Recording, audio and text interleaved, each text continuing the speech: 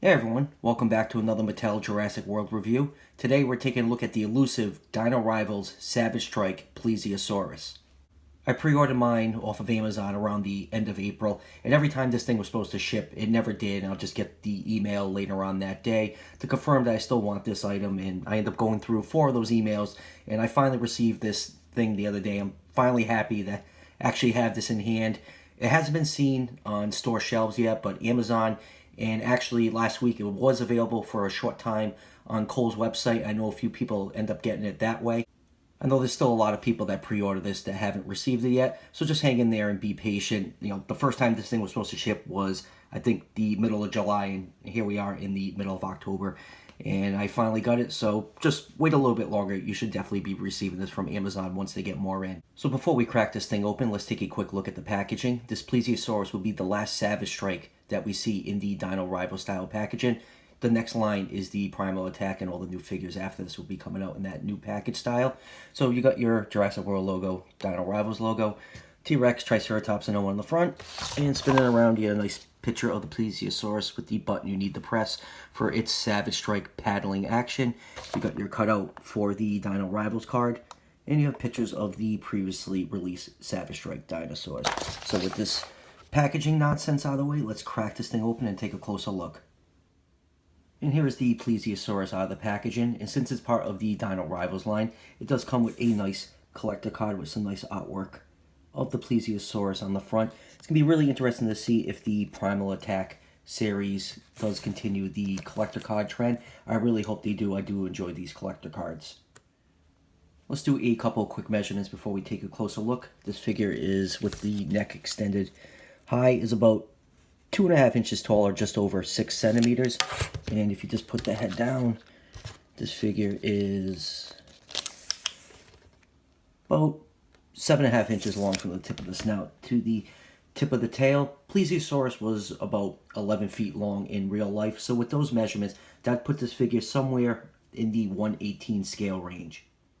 I have to say, I'm pretty impressed by this Plesiosaurus. I really like the detail on it. I love the profile on it. I think it's, we really don't talk about accuracy too much when we talk about the Jurassic World toy line, but this is a pretty good Plesiosaurus. I'm really impressed with it.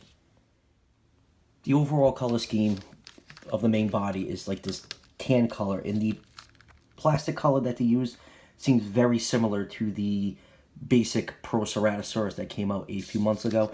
And then the rest of the coloration is just this really dark navy blue pattern along its back that goes all the way up to its head. And that's pretty much it for color on this thing. I do prefer the color scheme on the battle damaged Plesiosaurus. I mean, from what I can tell from pictures, because barely anyone has the battle damaged Plesiosaurus in their hands right now. Hopefully that one will be hitting store shelves in the US around the holidays.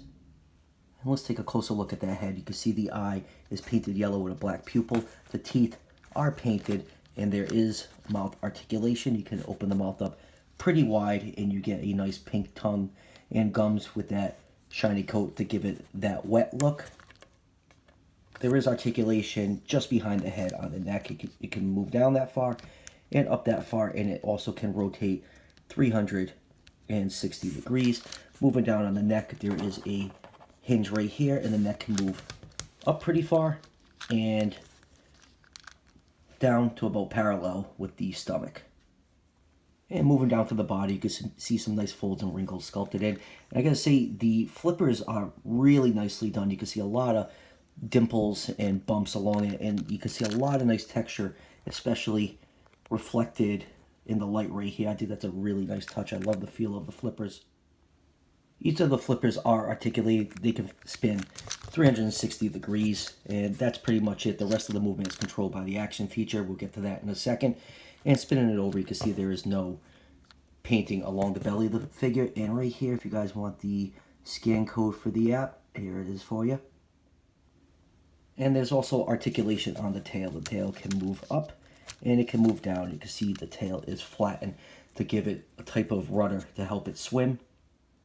And along the back right here is the button to activate its Savage Strike action, which is just a swimming, paddling action. The flippers move up and down, which is really cool. It gives it a nice lifelike swimming look. I mean, you can't really get too savage strikey with this paddling action. It's not like all the biting and claw slashing that all the other figures have. So I do really like this on this figure. So let's move on to some comparisons, and here it is with one of the human figures, John Hammond. You can see these two figures scale beautifully together. I think the human figures look really great next to this Plesiosaurus. They're pretty much in scale with each other. And next up we have the Attack Pack Mononychus and the Battle Damage Monolophosaurus. And here it is with the Dual Attack Triceratops. And lastly, the Mega Dual Attack Amargasaurus. See how those size up with each other. So final thoughts on this figure. I really like this Plesiosaurus. I think it's a really cool looking figure. This is actually the second marine reptile available in the Jurassic World line, the first one being the Mosasaurus, and I'm actually pretty impressed by the accuracy on this Plesiosaurus. I think it's a pretty accurate looking plesiosaur in my opinion. So I definitely do highly recommend this figure for any Jurassic Park, Jurassic World collection. This figure does retail for $9.99. I'll leave a link in the description to Amazon so you can order it. I think right now it says temporarily out of stock, but you can still order the figure when more come in. You will eventually get it. It'll probably take like a month or two right now. I know they're still trying to catch up on people that pre-order this thing around May. So that will do it for the review. As always, don't forget to hit like and subscribe. Each subscription helps out the channel tremendously and is greatly appreciated. And I'll see you guys for the next one.